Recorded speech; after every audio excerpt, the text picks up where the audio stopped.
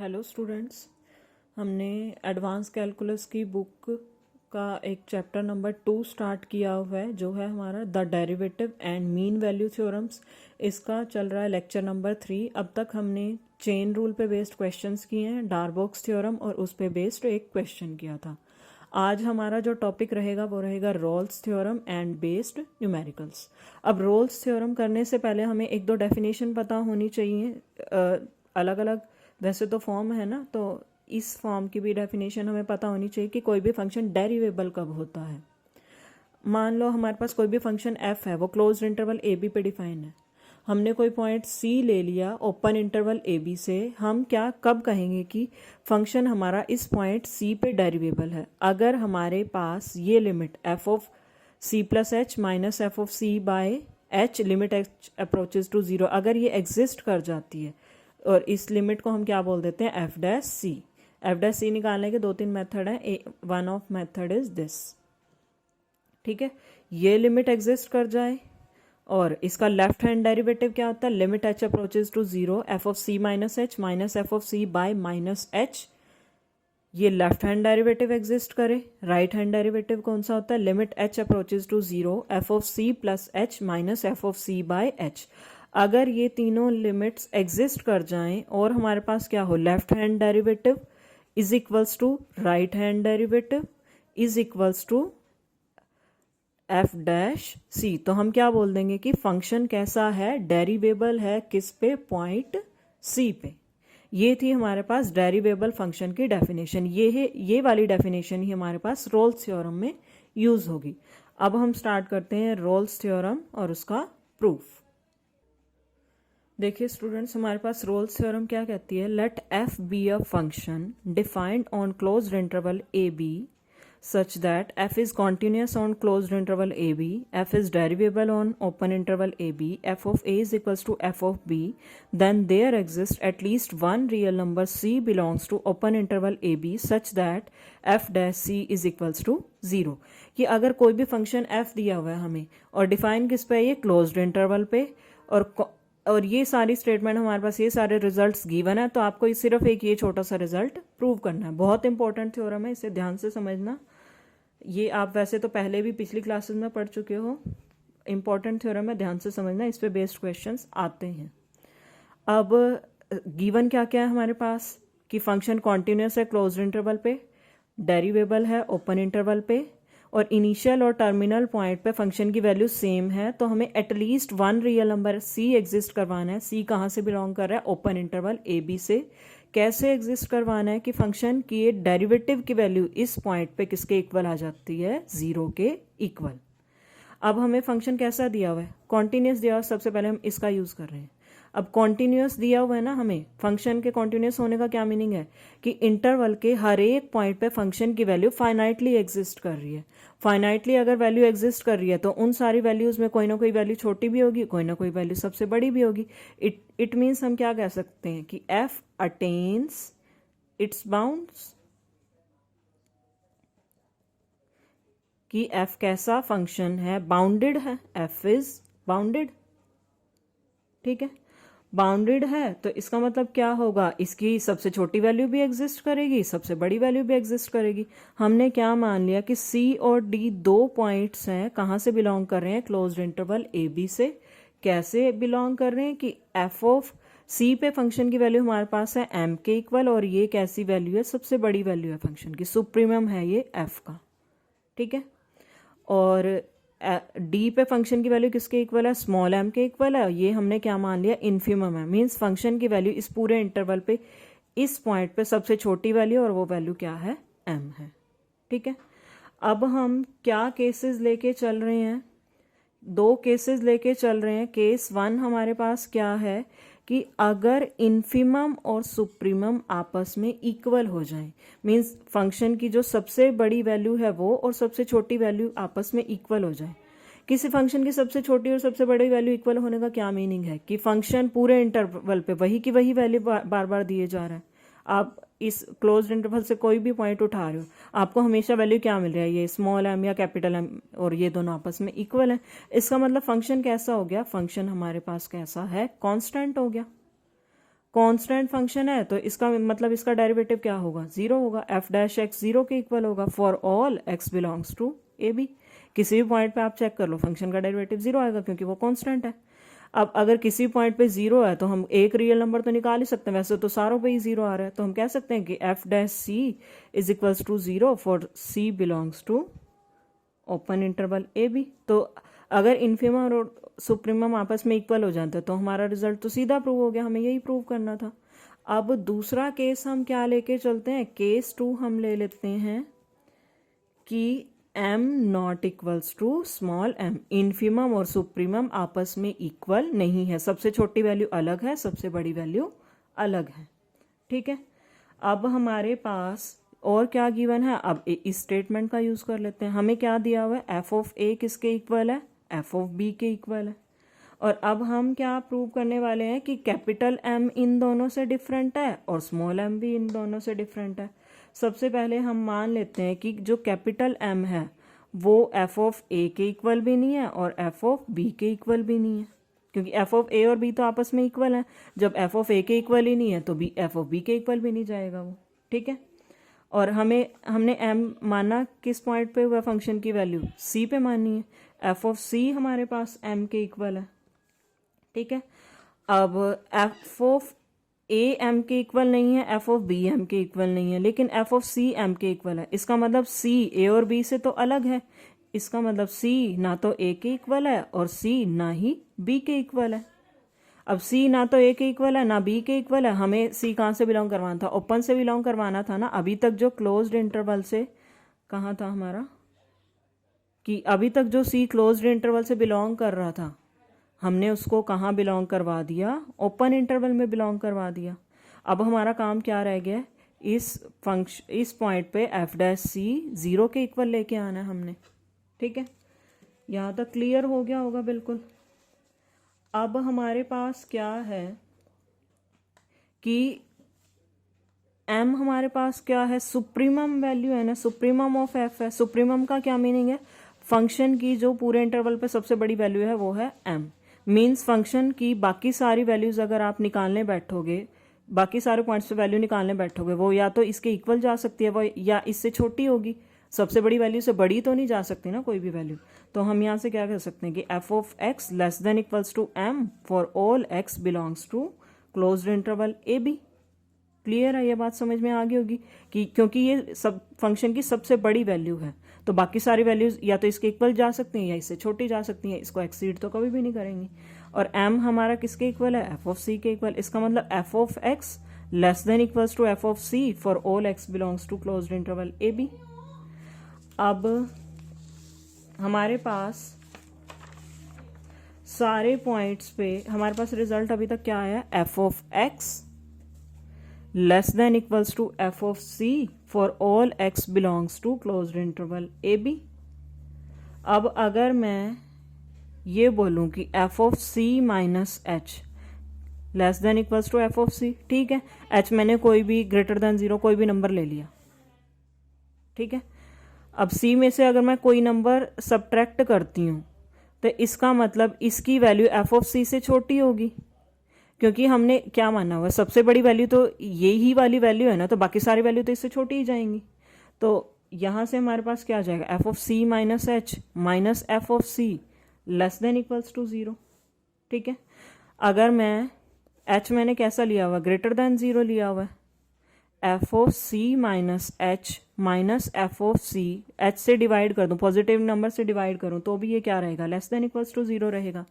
लेकिन अगर मैं नेगेटिव लगा दूं यहाँ पे, f of c minus f of c by minus h, तो इनइक्वालिटी चेंज हो जाएगी, ये क्या बन जाएगा, ग्रेटर देन इक्वल्स टू 0। ठीक है, और साइड बाय साइड चलो पहले अभी एक बार ये देख लेते हैं और क्या ले सकते हैं हम यहाँ पे। अगर मैं लिमिट h अप्रोचेज टू 0 ले लूँ तो ये पूरी value greater than equals to 0, ये हमारे पास था गया, अभी मैंने स्टार्टिंग में डिफाइन किया था। ये क्या है हमारे पास, लेफ्ट हैंड डेरिवेटिव है, left hand derivative at c greater than equals to 0, एक ये रिजल्ट आ गया मेरे पास। अब हमारे पास क्या था कि f इस पॉइंट पे या ये वैल्यू से सारी वैल्यू फंक्शन की छोटी हैं, तो हमारे पास क्या आ जाएगा, अगर मैं c प्लस एच पे भी ले लूँ तो भी वो वैल्यू एफ ऑफ सी से छोटी या इसके इक्वल ही रहेगी, क्योंकि सारी वैल्यू या तो इसके इक्वल है या इससे छोटी है, तो c प्लस एच भी हमारा क्या रहेगा, इससे छोटी या इससे इक्वल ही जाएगी। c plus h minus f of c कैसा रहेगा, लेस देन इक्वल्स टू 0। ठीक है, अगर मैं h से डिवाइड कर दूं, h हमने क्या लिया हुआ, ग्रेटर देन 0 लिया हुआ, तो भी ये कैसा रहेगा, लेस देन इक्वल्स टू 0 रहेगा। और लिमिट अगर मैं h की 0 पे अप्रोच करवा दूं तो भी ये लेस देन इक्वल्स टू 0 रहेगा। अब ये है क्या, अभी मैंने स्टार्टिंग में डिफाइन किया तो था, ये और कोई नहीं, ये क्या है, राइट हैंड डेरिवेटिव है किस पे, पॉइंट सी पे। ठीक है, वो क्या है, लेस देन इक्वल्स टू 0। एक ये रिजल्ट मेरे पास आ गया, एक ये रिजल्ट आ गया मेरे पास। ठीक है, और फंक्शन हमें कैसा दिया हुआ है, हमने सारे 3 रिजल्ट हमें दिए हुए थे ना, हमने ये यूज़ कर लिया, ये यूज़ कर लिया, सिर्फ ये यूज़ करना बाकी था हमारा। ठीक है, फंक्शन हमें कैसा दिया हुआ, डेरिवेबल दिया हुआ है ओपन इंटरवल ए बी पे। ओपन इंटरवल ए बी पे डेरिवेबल है, तो ओपन इंटरवल से बिलोंग करने वाले हर एक पॉइंट पे डेरिवेबल होगा, और सी हमारा कहाँ बिलोंग करता है, ए बी पे। इसका मतलब इस सी पॉइंट पे भी फंक्शन डेरिवेबल है। डेरिवेबल का क्या मीनिंग है, अभी हमने पढ़ा था ना कि डेरिवेबल का क्या मीनिंग होता है, कि left hand derivative is equals to right hand derivative is equals to f dash c. अब एक वैल्यू हमारी ग्रेटर देन इक्वल्स टू 0 है, एक value less than equals to 0, और हम कह रहे हैं कि ये दोनों वैल्यू आपस में इक्वल हैं। तो इक्वल किस केस में जा सकती हैं, ये सिर्फ जब ये दोनों की दोनों 0 के इक्वल चली जाएं। इसका मतलब left hand derivative is equals to right hand derivative is equals to f dash c, किसके इक्वल आ गया, 0 के इक्वल आ गया। हमें कौन सा इसमें से सिलेक्ट करना है रिजल्ट, हमें तो ये चाहिए। एफ डैश सी हमारा किसके इक्वल आ गया, 0 के इक्वल आ गया, और सी कहाँ से बिलोंग करता, कोई भी रियल नंबर था ए बी से, तो हमने कम से कम एक रियल नंबर एग्जिस्ट करवा दिया ओपन इंटरवल ए बी से। कैसा एग्जिस्ट करवाया कि एफ डैश सी हमारा क्या आ रहा है, 0 के इक्वल आ रहा है। ये हमने कब किया, जब हमने m naught equals to f of a and m naught equals to f of b माना। सिमिलरली हम क्या कर सकते हैं, अगर मैं स्मॉल m को भी ऐसे ही ले लूँ, naught equals to f of a naught equals to f of b, यहाँ से भी हम जैसे यहाँ पे c एग्जिस्ट करवाया वैसे ही हम d एग्जिस्ट करवा सकते हैं। उस पर क्या आ जाएगा, f dash d is equals to 0 आ जाएगा। हमने तो क्या करवाना था, एटलीस्ट 1 रियल नंबर एग्जिस्ट करवाना था, और एटलीस्ट 1 रियल नंबर हमारा ऐसे एग्जिस्ट हो गया जिस पे एफ डैश सी हमारा 0 आ रहा है। तो ये थी हमारे पास रोल्स थ्योरम, बिल्कुल सिंपल है। स्टेटमेंट भी आपको याद रखनी है, प्रूफ भी आपको याद रखना है। अब इस पे बेस्ड हम 2-3 न्यूमेरिकल देख लेते हैं।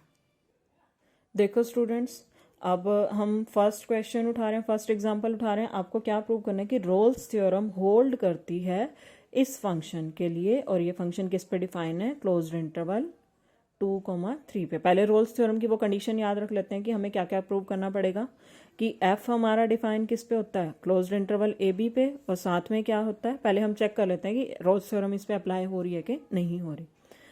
फर्स्ट कंडीशन क्या थी कि f is continuous on open interval closed interval A b, and second condition क्या थी, f इज डिफरेंशिएबल और derivable on open interval A b. Third condition क्या थी हमारे पास, f of a is equals to f of b, then there exist real number c belongs to open interval A b such that f dash c is equals to 0। पहले check कर लेते हैं कि ये सारी कंडीशन ये function satisfy करता है या नहीं।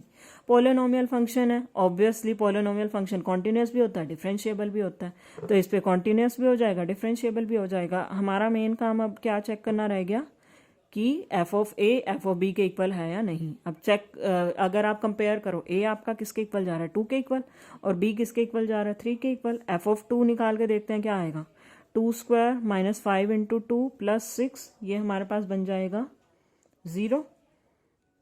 3 पे निकाल के देखते हैं फंक्शन की value, 3 square minus 5 into 3 plus 6 क्या आ जाएगी, 0। इसका मतलब एफ ऑफ 2 किसके इक्वल है, एफ ऑफ 3 के इक्वल है।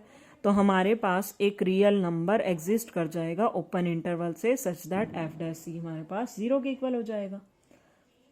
अब वो पॉइंट ही हमें फाइंड आउट करना है कि वो पॉइंट कौन सा होगा। पहले एफ एक्स हमारा इसके इक्वल है तो एफ डैश एक्स निकाल सकते हैं। एफ डैश एक्स हमारा क्या आएगा, 2x माइनस 5 अब एफ डैश एक्स इसके इक्वल है तो एफ डैश सी आ जाएगा 2c माइनस 5। एफ डैश सी हमारा क्या है, 0 के इक्वल है, क्योंकि रोल्स थ्योरम इस पे अप्लाई हो रही है, तो एफ डैश सी हमारा 0 के इक्वल जाएगा। 2c माइनस 5 हमारा किसके इक्वल है, 0 के इक्वल, तो c हमारा क्या आ गया 5/2। 5/2 मीन्स 2.5, 2 और 3 के बीच में लाई करता है ना ये ओपन इंटरवल 2,3। तो हमारे पास वो पॉइंट एग्जिस्ट कर गया जिसपे फंक्शन के डेरिवेटिव की वैल्यू क्या है, 0 के इक्वल है। बिल्कुल सिंपल था ये क्वेश्चन। इसी के जैसा अब हम एक और क्वेश्चन देख लेते हैं। फर्स्ट एग्जाम्पल का ही थर्ड पार्ट है हमारे पास। फंक्शन हमें क्या दिया होगा, f of x is equals to x into x minus 4 का होल स्क्वायर। इसको सिंप्लीफाई करेंगे, जब इसका स्क्वायर ओपन करेंगे हमारे पास क्या बन जाएगा, x cube minus 8x square plus 16x। First condition क्या चेक करनी है, कॉन्टिन्यूस। पॉलिनोमियल फंक्शन है, कॉन्टिन्यूस हो जाएगा, डिफरेंशिएबल हो जाएगा। हमारा काम क्या चेक करना रहेगा, इंटरवल इन्होंने क्या दे दिया हमें, क्लोज्ड इंटरवल 0,4। एफ ऑफ 0 हम चेक करते हैं, एक्स को 0 पुट कर दो 0 बना देगा। एफ ऑफ 4 चेक करते हैं, 4 cube minus 8 into 4 square plus 16 into 4, क्या आ जाएगा, यहाँ से सिंप्लीफाई करोगे 0 आ जाएगा। इट मीन्स रोल्स थ्योरम इस पर अप्लाई हो सकती है और रोल्स थ्योरम होल्ड करेगी।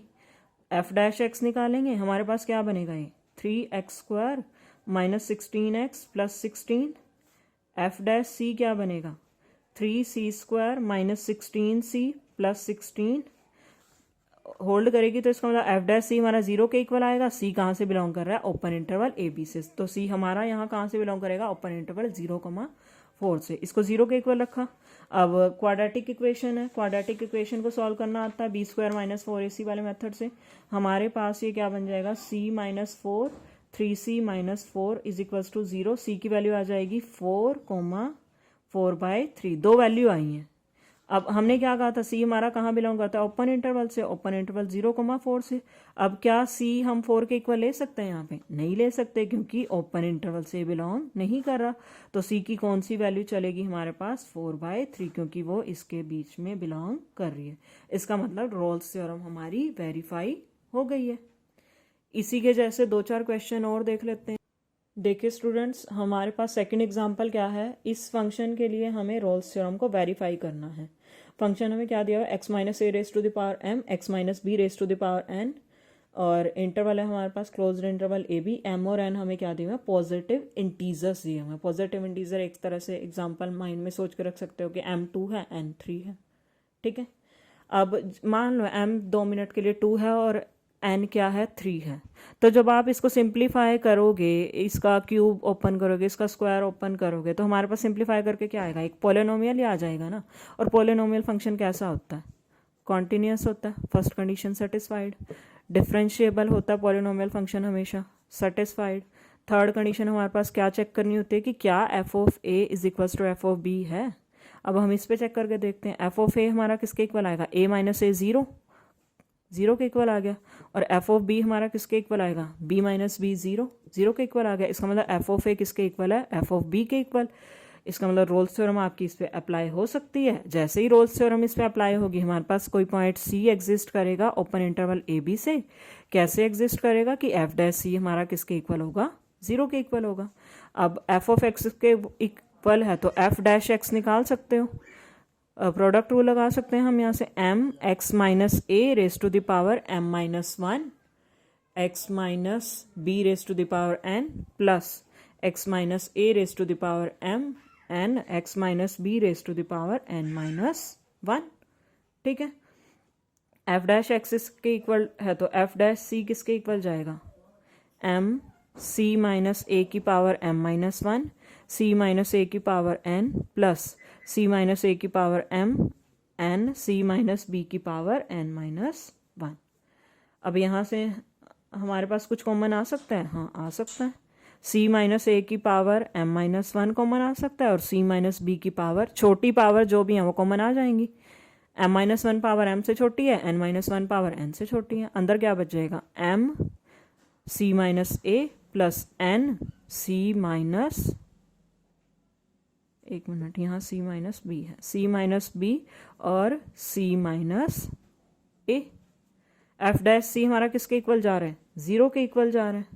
अब 0 के इक्वल जा रहा है तो हमारे पास यहाँ से क्या आएगा, सी माइनस ए की पावर m माइनस 1 0 के इक्वल जाएगी, सी माइनस बी की पावर, या फिर सी माइनस बी की पावर n माइनस 1 0 के इक्वल जाएगी, या फिर m सी माइनस बी प्लस n सी माइनस ए 0 के इक्वल जाएगा। अगर ये 0 के इक्वल गया तो सी ए के इक्वल आ जाएगा, या अगर ये इसके इक्वल गया तो सी बी के इक्वल आएगा। ये केस हम ले नहीं सकते, ये केस हम ले नहीं सकते, क्योंकि सी हमारा कहाँ से बिलोंग करना चाहिए, ओपन इंटरवल ए बी से बिलोंग करना चाहिए। मतलब ये सिर्फ पॉसिबिलिटी बची है हमारे पास लास्ट। अब यहाँ से सिंप्लीफाई करोगे तो सी आपका क्या आ जाएगा, M B plus N A by M plus N, और ये वैल्यू आपकी कहाँ बिलोंग कर रही है, ओपन इंटरवल ए बी पे। चेक करके देखोगे ये ए से बड़ी निकलेगी वैल्यू और बी से छोटी निकलेगी। अच्छा ए है ये, ठीक है। तो यहाँ से हमारे पास क्या हो गया, रोल्स थ्योरम वेरीफाई हो गई। इसी के जैसा एक क्वेश्चन और है, एग्जाम्पल नंबर 3 है हमारे पास। इसमें भी रोल्स थ्योरम को वेरीफाई करना है। फंक्शन हमें क्या दिया हुआ है, F of x is equals to sine of 2x, interval क्या दिया हुआ है 0 से π/2। ट्रिग्नोमेट्रिक फंक्शन है, हमें पता है कॉन्टिन्यूस जाएगा 0 से π/2, डिफरेंशिएबल जाएगा 0 से π/2, ठीक है। क्योंकि इसका डेरिवेटिव जब आप निकालने बैठोगे क्या आएगा, 2 cos 2x, और ये वैल्यू आपकी 0 से π/2 के बीच में ये फाइनाइट आएगी और एग्जिस्ट भी करेगी, तो इसका मतलब ये डेरिवेबल भी जाएगा।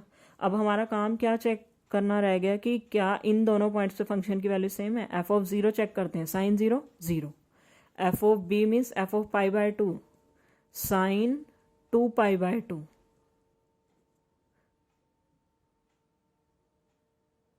हमारे पास क्या आ जाएगा, साइन पाई कितना होता है 0, मतलब 0 और π/2 पे फंक्शन की वैल्यू सेम है, तो रोल्स थ्योरम आपकी अप्लाई हो सकती है। सारी कंडीशन रोल्स थ्योरम की इसने सेटिस्फाई कर दी हैं। तो हमारे पास एक पॉइंट सी एग्जिस्ट कर जाएगा, कहाँ से, ओपन इंटरवल 0 π/2 से। कैसे एग्जिस्ट करेगा कि एफ डैश सी हमारा किसके इक्वल आ जाएगा, 0 के इक्वल। एफ डैश एक्स हमारा क्या है, 2 cos 2x, तो एफ डैश सी क्या बनेगा हमारा, 2 cos 2c, और किसके इक्वल है ये, 0 के इक्वल। तो cos 2c हमारा किसके इक्वल है, 0 के इक्वल। cos सबसे पहले किस पे वैल्यू वो 0 के इक्वल देता है, π/2 पे, cos वाला फंक्शन। तो 2c इसको लिख सकते हैं ना, cos 2c is equals to cos π/2। तो 2c हमारा किसके इक्वल आ गया, π/2 के इक्वल आ गया। c किसके इक्वल आ गया, π/4 के इक्वल। अब देख लो π/4 क्या बिलोंग कर रहा है 0 से π/2 के ओपन इंटरवल में, हाँ बिलोंग कर रहा है। तो हमारे पास ये पॉइंट एग्जिस्ट कर गया, रोल्स थ्योरम हमारी वेरीफाई हो गई। एक क्वेश्चन और देख लेते हैं आज के लेक्चर के लिए, बाकी क्वेश्चन हम नेक्स्ट लेक्चर में कर लेंगे।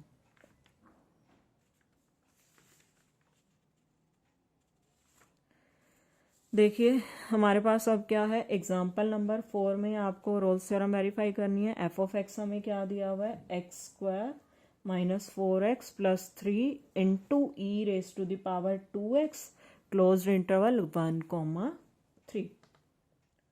अब प्रोडक्ट ऑफ टू फंक्शन है ना हमारे पास, ये एक तरह से पॉलिनोमियल फंक्शन है, everywhere differentiable, everywhere continuous. Polynomial function हमेशा कॉन्टिन्यूस होता है, और एक्सपोनेंशियल फंक्शन भी हमारे पास कैसा होता है, कॉन्टिन्यूस होता है। तो फर्स्ट कंडीशन हमारी सेटिस्फाइड। डिफरेंशिएबल चेक कर लेते हैं, एफ डैश एक्स निकाल के देख लेते हैं क्या ये फाइनाइटली एग्जिस्ट करता है। हमारे पास क्या आ जाएगा, 2x minus 4 e raise to the power 2x plus x² minus 4x plus 3 2 into e की पावर 2x। इसके सारे पॉइंट्स पे हमारे पास ये फंक्शन कैसा, फाइनाइटली एग्जिस्ट करेगी ये वैल्यू।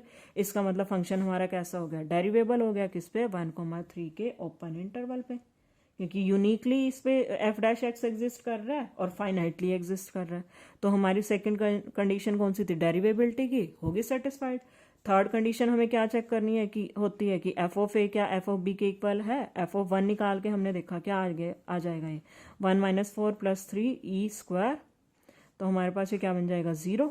एफ ऑफ बी निकाल के देखते हैं, एफ ऑफ 3 हमारे पास क्या आ जाएगा 9 minus 12 plus 3 e raise to the power 6 क्या बन जाएगा 0। F of a is equal to f of b आ गया, थर्ड कंडीशन भी सेटिस्फाई होगी। इसका मतलब इस फंक्शन ने रोल्स थ्योरम की तीनों कंडीशन सेटिस्फाई कर दी। रोल्स थ्योरम अब अप्लाई हो सकती है। जब तीनों कंडीशन सेटिस्फाई होगी तो हमारे पास एक पॉइंट सी एग्जिस्ट कर जाएगा ओपन इंटरवल ए बी से 1,3 से। कैसे एग्जिस्ट करेगा कि एफ डैश सी हमारा 0 के इक्वल आएगा, एफ डैश एक्स इसके इक्वल है, तो एफ डैश सी किसके इक्वल चला जाएगा। इसको जब आप सिंप्लीफाइड फॉर्म में करोगे हमारे पास क्या बन जाएगा, e raise to the power 2c x square मतलब c square minus 3c plus 1, और ये 2 साथ में कॉमन ले लेते हैं। ये किसके इक्वल है, 0 के इक्वल। अब हमें पता है कि ये वैल्यू तो कभी भी 0 के इक्वल जाती नहीं है, एक्सपोनेंशियल फंक्शन कभी भी 0 के इक्वल नहीं जाता, तो इसका मतलब सिर्फ ये वैल्यू 0 के इक्वल जाएगी। ये क्या है, क्वाड्रेटिक इक्वेशन है, c square minus 3c plus 1 is equals to 0। इसके रूट्स निकालने आते ही हैं। जब आप इसके रूट्स निकालोगे हमारे पास कौन कौन से रूट्स आ जाएंगे, 2 रूट्स आ जाएंगे आपके, c is equals to 3 plus √5/2 और एक आएगा 3 माइनस √5/2। 3 माइनस √5/2 करोगे तो ये वैल्यू आपकी चली जाएगी 1 से भी छोटी चली जाएगी। और हमारा c कहाँ बिलोंग करना चाहिए, ओपन इंटरवल 1,3 में। इट मीन्स ये वाली वैल्यू तो हम ले नहीं सकते, तो हमारे पास ये वैल्यू जो है ये आपकी सिंप्लीफाई करके आ जाएगी 2.618। ये कहाँ बिलोंग कर रही है, ओपन इंटरवल 1,3 में बिलोंग कर रही है ना। इसका मतलब आपका जो एटलीस्ट 1 रियल नंबर आपको मिल गया ना जो ओपन इंटरवल से बिलोंग करे, तो आपकी रोल्स थ्योरम वेरीफाई हो गई है। आज के लिए स्टूडेंट्स इतने ही एग्जाम्पल करते हैं। कुछ और एग्जाम्पल रह गए हैं रोल्स थ्योरम के, और कुछ और क्वेश्चंस हैं जो इस पे बेस्ड हैं, वो हम नेक्स्ट लेक्चर में करेंगे। अगर कोई भी डाउट हो आप मुझसे क्लियर कर सकते हैं। आई थिंक समझ में आ गया होगा सबको। बाकी काम हम नेक्स्ट लेक्चर में करेंगे। Thank you students.